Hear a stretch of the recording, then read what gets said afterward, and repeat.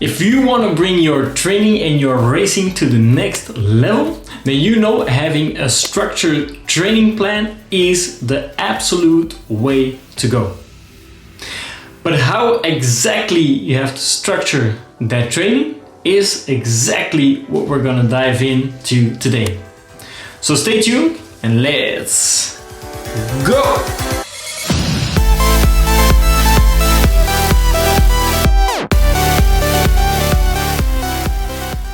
Hey, what's up guys? Welcome to a new video. I'm so excited to welcome you back to the channel. There are a lot of new faces, so welcome to you all. Today we're gonna talk about structured training and we're gonna check how the pro athletes are structuring their training, and with a big focus on Tadej Pogačar. His trainer or his sports physiologist is actually pretty vocal about how he uses his data to put up a training schedule for Tadej Pogačar, and he talks about this in podcasts and videos. So if you want to learn more, I'll link those videos down below. But we're gonna dissect a few things which he said here and there, and hopefully help us with this information about how we can train better, get better, and ultimately race much faster. If you want to bring some structure into your training, there are a lot of methods you can use. One of them, which is often thought as being used by the pros, is polarized training, where 80% of the training is used in zone 1 or zone 2 and 20% of training is higher zone 4, 5, 6, 7 if you use multiple zones. But what exactly does that mean? Are those people talking about heart rate zones, or are there different methods to giving your performance and your training some structure? So first up, Pogačar, or his trainer at least, they don't use heart rate zones. They use training zones, which are very similar, but they will more look into a metabolic system and see how that changes to identify the different zones. The first zone, or zone 1, is our essentially warm-up zone, where the energy you get is predominantly from burning fatty acids in the mitochondria, and therefore sparing precious glucose. Then moving on to zone 2, which is where we use multiple sources of energy and glucose comes into play. Zone 2 is characterized by using only slow twitch fibers, which is very important, and we have maximal fat oxidation.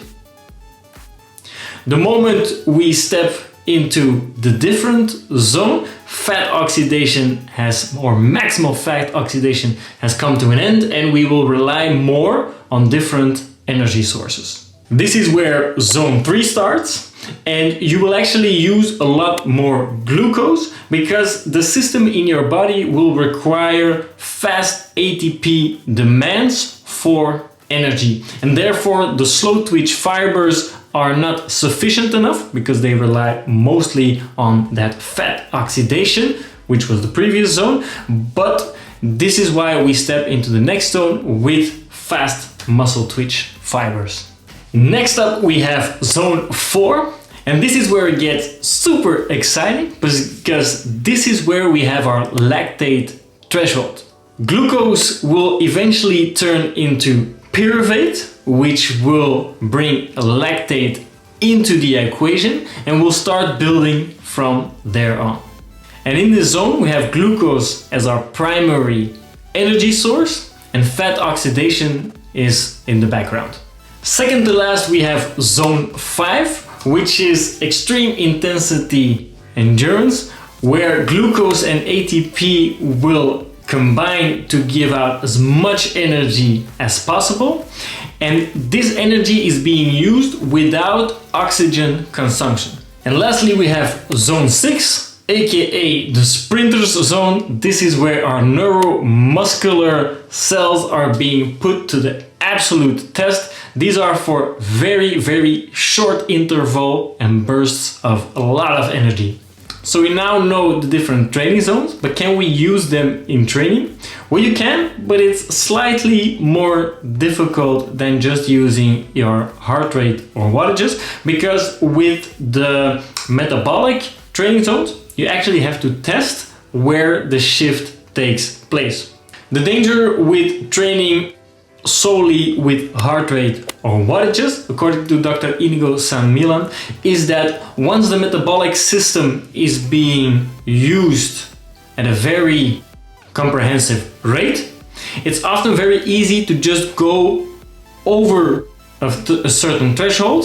And once you're over that threshold, your wattages or your heart rate might rapidly decrease, but your metabolic system might still be processing when you went over that threshold. It may take a lot longer to recover from passing that threshold than your heart rate or your wattages may indicate. Dr. Inigo San Milan has also given us some very good other advice. He said that if for the most population of the most people out there, he says that one training in where you go up to zone 4, 2 training where you ride at the end of zone 2, and just one bunch ride where you ride in all zones would be ideal for most people's training. However, he said that if you're training for an ultra endurance event, you should really focus on that end range of zone 2 to build as big of a base as possible. If you're into 1 hour cyclocross races, then zone 4 may be most important to you to stimulus during training. So there you have it. You know exactly how some of the pros are taking their training to a structured training plan. Hopefully you found this video informative. Let me know if you will use this to input into your own training. Other than that, if you like this video and you like this type of content, please like the video. It really helps. So please do subscribe to the channel for more videos to come. And I hope I will see you in the next one. Keep working, keep training, keep enjoying, and bye.